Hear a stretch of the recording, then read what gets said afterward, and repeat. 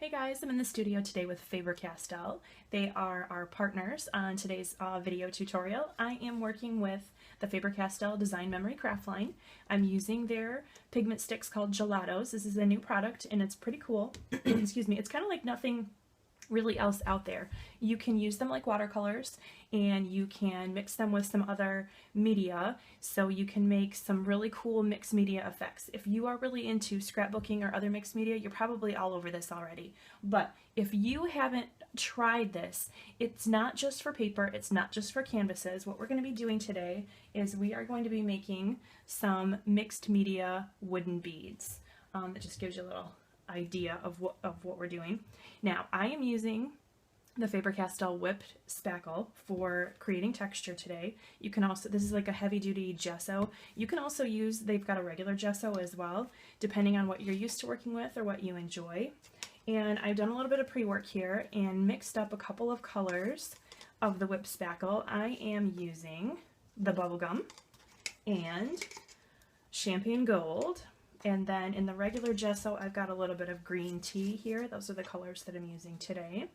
And I'm going to show you a little bit of what we can do here. Now you can use the whipped spackle on its own too if you like white. It comes in white, that way you can mix it with just about everything. And let's see. We can do a couple of things here. There are a lot of ways that you can mix these up too. You can just draw with them, and you can turn them into misters. I've got some misting right here. I use the guava color to create kind of it's real similar to an ink when you use it that way. That's why I say these are a very versatile product. And I'm just going to kind of blob this on, not really going for any design, just using like a regular paintbrush. You can use your knife. Depends on how familiar you are with different art techniques. I do not profess to be a professional artist.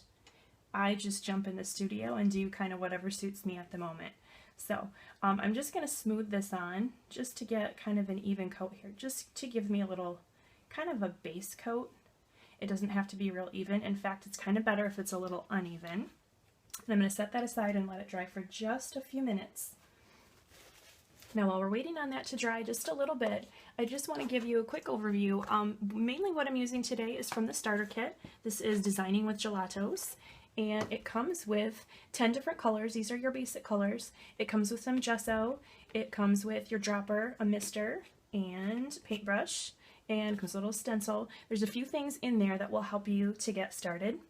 And the best part about getting the kit, I thought, was, pardon me here, was the design book. And it shows you the different techniques for getting the different looks. It tells you how to blend colors, if you want to do drip, if you want to use it as watercolors, if you want to create textures, if you want to do misting, anything like that. It shows you what some of the different mixed media techniques are.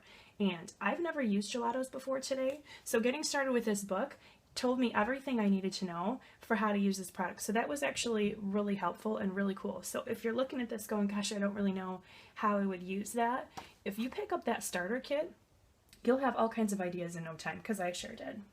Now, I wanted to wait for our spackle to dry just a tiny bit, just enough to set a little bit, so that we could stamp in here. Now, it came with a really cool foam stamp for doing larger either canvases, journaling, anything like that. But since we're working on such small items today, I'm just using teeny tiny wooden stamps. And I am going to stamp the word love here into my little beads. These are just little 2-inch wide wooden beads that I'm going to turn into bracelets when they're all dry. And I'm not going to worry about mixing colors right off the bat. I am going to just get my texture and my letters in here. Excuse me. Now if you start when the spackle is too wet, you're going to find that it's going to stick to your stamps a little bit. So that's why I let it dry and set just a little bit, just enough so that it's got a little bit more kind of texture to it. And as it dries, it's going to harden, and you can do all kinds of things with the texture at that point.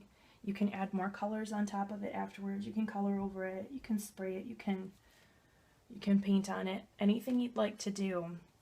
Now I just got that, and let's see. Let me show you one of the other cool things here. Using my mister. And there's instructions right in the book for how to mix up a mist. And so I'm just going to give that a little spritz. And I've got, this is the guava color that I'm using.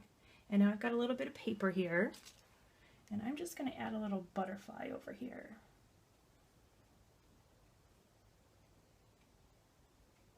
Tack that in, give it some little extra texture. You can use more than just the spackle.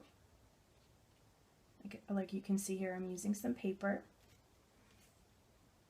But that's kind of the beauty with mixed media, is you can add all of the elements that you like personally and do really whatever you want.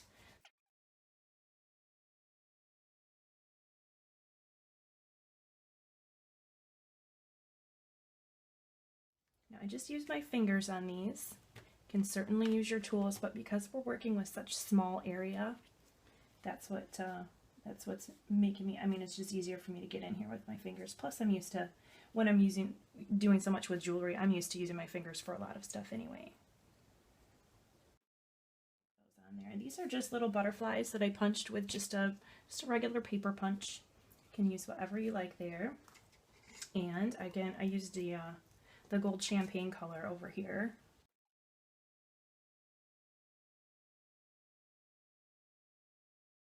And when you're mixing up your spackle or your gesso or whatever it is that you're planning on using, you can use as much or as little of the gelatos as you like to come up with the right color that you like. So I mean, this is bubblegum, and I would say that's pretty pretty accurate, but you can see there's quite a difference between what comes in the stick and what is on, like what the spackle mixed up as. Now I've done a couple over here. I'm going to set these aside to dry even more.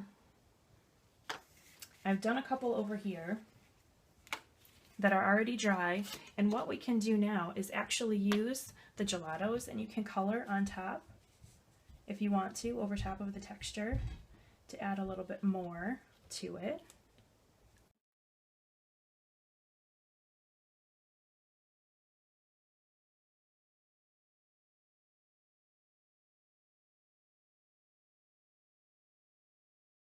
This is just a really fun way to do some mixed media, and we're going to be turning this into jewelry in just a few steps here. All right, now that we've made our wooden beads, I am going to show you how to turn them into bracelets. Now this is going to be something specific to the type of bead that I've used. It is a double drilled. There's 2 holes going through horizontally on each bead here. So depending on what kind of beads you're using, you may want to modify this just to suit yours. But if you're also using a double drilled bead, this is going to be the perfect way to finish off these bracelets in a really nice, simple, organic kind of way. I did decide to add a little bit of glass bead glitter gel to these beads, just to add a little bit of shine, a little bit of sparkle. It just seemed like it was kind of in keeping with what I was doing. And you're also going to want to coat each one with a glaze. Because these are wearables, they're going to chip if you don't cover them with the glaze to give it that nice hard finish.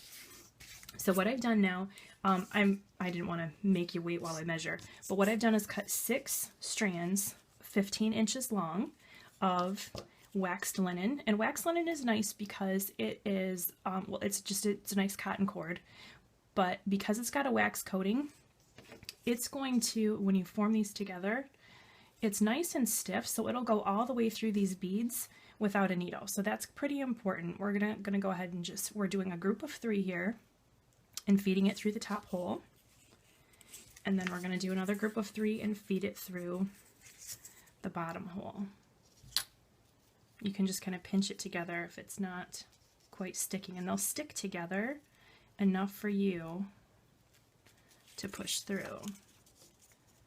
Of course I say that and I'm getting a little stuck here. I'm going to try to go in from the other way. Because these are wood drilled beads, every once in a while you'll run into something rough on the inside. So I'm just going to go through the other side here, and there we go. So we fed that through, and I want to kind of center the bead on the cords here. I'm going to move this out of the way so you can see better. Move all my findings. Just want to quick tell you, I've got these little end crimps These are the smallest size I could find. These are 1/2 inch size. If you can find 1/4 inch, that would be actually perfect for this project. 1/2 inch is a little large, but it works well. I've got a small lobster clasp and a few 6mm jump rings. Just going to push that all aside. I've got my jewelry pliers and my scissors here.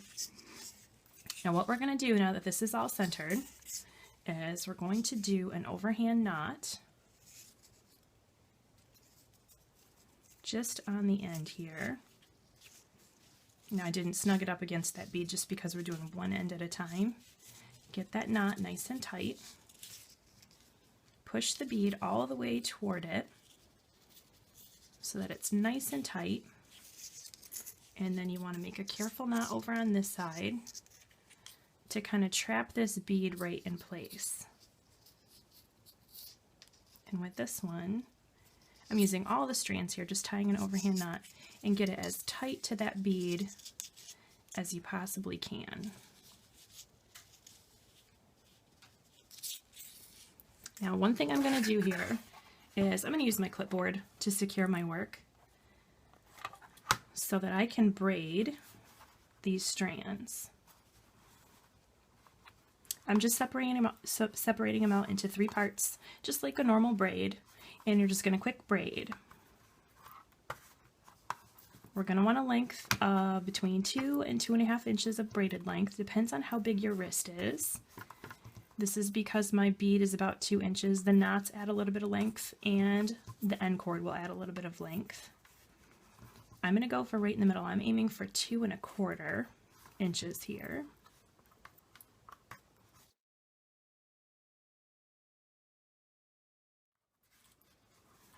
Okay, and that should do it. Now with the wax linen, I'm just going to add a couple extra just to keep it all secure. With the wax linen, because it's a little bit sticky while you're first working with it, you can just leave that. You don't have to tie it off. You don't have to do anything, and it'll stay put. Once you start wearing the bracelet, that wax is going to wear off after a little bit. It doesn't feel sticky when you wear it, but it is nice for working with.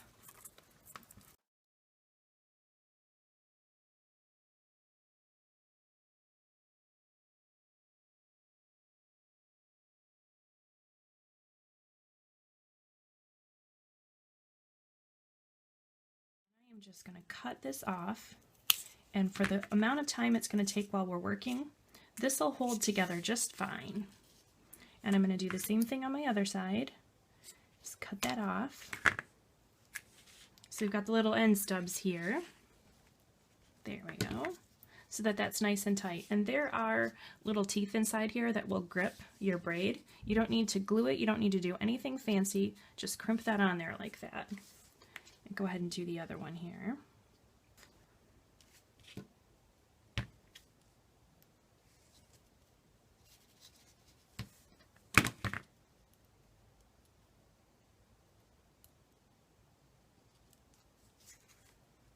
Make sure I get that crimped on there nice and tight. And so now I've got my 2 ends on here.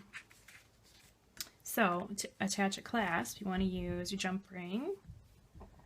Just twist it open with your pliers and attach it. And I'm going to add my lobster clasp on here. Close it right back up. Just twist it closed again.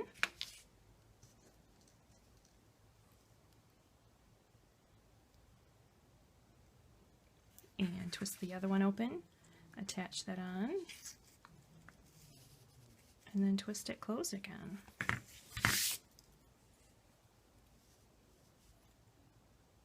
And that clasps just like that. Oops, upside down. And there you have an actual bracelet.